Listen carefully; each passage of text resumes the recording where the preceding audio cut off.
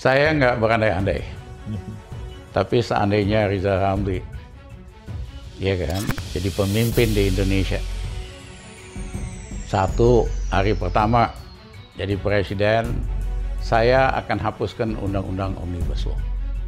Sebelum kita lanjut, jangan lupa subscribe dan aktifkan lonceng notifikasinya agar Anda menjadi yang pertama mendapatkan informasi terbaru dari Metropolitik. Terkait pernyataan tentang seandainya Rizal Ramli jadi presiden, akhirnya kena sentil Mu'annas Al-Aidid, contoh pemimpin yang zalim dunia akhirat. Siapa yang tidak kenal dengan sosok yang satu ini? Pengkritik pemerintah namun bisa disebut dengan manusia yang berhalusinasi tinggi, hanya bisa bermain-main dengan pikirannya sendiri, dan juga hanya bisa berandai-andai. Padahal seperti yang diketahui kebanyakan orang, jika namanya di elektabilitas capres saja tidak laku, apalagi sampai terpilih menjadi presiden. Bahkan dulu, ekonom senior Rizal Ramli juga sempat dipecat dari jabatannya sebagai Menteri Koordinator Bidang Kemaritiman Republik Indonesia di Kabinet Indonesia Kerja. Dipecatnya dia di era Pak Jokowi Jilid 1 karena disebabkan Rizal Ramli tidak bisa memimpin dan mengkoordinir menteri-menteri di bawahnya. Oleh sebab itu, akhirnya ia di-reshuffle setelah 10 bulan menjabat. Dengan lucunya baru-baru ini, Rizal Ramli mengatakan jika seandainya dia menjadi pemimpin di Indonesia, maka di hari pertama dia akan menghapus Undang-Undang Omnibus Law yang menurutnya malah membatasi gerak ekonomi Indonesia, dan ia bahkan juga mengklaim sudah buktikan hal tersebut. Selain itu, dia juga menyinggung Islamofobia dan pembebasan Habib Rizik Syihab CS. Meski begitu, Rizal Ramli menegaskan bahwa dirinya tidak berandai-andai, tetapi hanya jika seandainya. Pemaparan tersebut disampaikan oleh Rizal Ramli dalam video berjudul "Jadi Presiden, Rizal Ramli akan bebaskan Habib Rizik dan basmi Islamofobia" yang tayang lewat kanal YouTube Bang Arif.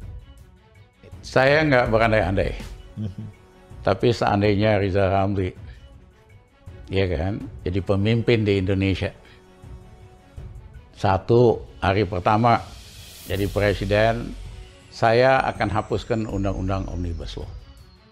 Tidak hanya Undang-Undang Omnibus Law saja, Rizal Ramli juga merancang akan mencabut Undang-Undang Minerba yang menurutnya sudah seharusnya kepemilikan dikembalikan ke negara. Rizal Ramli mengurai kekayaan alam potensi Indonesia yang malah diberikan kepada pihak asing. Oleh sebab itu, jika dia menjadi pemimpin, dia akan membatalkan Undang-Undang Minerba. Lebih lanjut, alias langkah ketiga yang akan diambilnya adalah mengeluarkan keputusan presiden bahwa partai politik dibiayai oleh negara, seperti yang diterapkan di Eropa, Finlandia, dan sejumlah negara lainnya. Pihaknya juga memaparkan jika dirinya sudah alokasikan sekitar 30 triliun, sekitar 15 triliun untuk masing-masing partai, 15 partai 1 triliun, sisanya berdasarkan jumlah vote, tetapi ADART semua partai harus diubah supaya terjadi demokrasi internal. Ia menjelaskan bahwa jika seseorang ingin masuk ke dalam partai, maka ia berhak untuk menjabat sebagai ketua umum tanpa melihat latar belakangnya. Rizal Ramli menyampaikan bahwa Indonesia tidak mungkin mencapai ketertinggalan itu karena pemimpin saat ini, baik nasional maupun lokal, KW2 atau KW3, disponsori oleh bandar. Bahkan, ia berani menyebutnya dengan maling sehingga memang perlu ada perubahan yang signifikan apabila ingin menjadi bangsa yang besar. Lalu langkah terakhir alias langkah kelima yang akan dilakukannya seandainya ia menjadi presiden, yaitu membebaskan para habib dan jumhur ulama yang dibui lantaran adanya Islamofobia. Menurutnya, yang pantas masuk penjara itu bukanlah orang-orang yang berbeda pendapat ataupun aktivis, tetapi para koruptor dan mereka yang hina agama, siapapun pelakunya. Karena memang ujung-ujungnya adalah nama Rizik lagi. Apalagi jumhur yang jelas-jelas menjadi biang rusuh soal protes terhadap Omnibus Law. Justru wacana model seperti inilah yang akan membuatnya tidak akan pernah bisa jadi pemimpin yang dilirik oleh rakyat yang berakal sehat. Mungkin selamanya hanya akan menjadi penonton, lalu iri dan sakit hati terhadap kepemimpinan Presiden Jokowi yang dulunya pernah memecat dia saat menjadi menteri. Sontak, pernyataan Rizal Ramli langsung kena sentil politisi Mu'annas Al-Aidid atas pernyataannya terkait Omnibus Law. Mu'annas Al-Aidid menanggapi Rizal Ramli yang berhayal menjadi seorang presiden dan berkeinginan merombak sesuatu. Sontak keinginan hayalan Rizal Ramli yang ingin mencabut Omnibus Law itu ditentang oleh Mu'annas Al-Aidid. Mu'annas Al-Aidid menilai bahwa Rizal Ramli memiliki ciri-ciri pemimpin yang zalim dunia akhirat. Hal ini diungkapkan oleh Mu'annas Al-Aidid dalam cuitan Twitter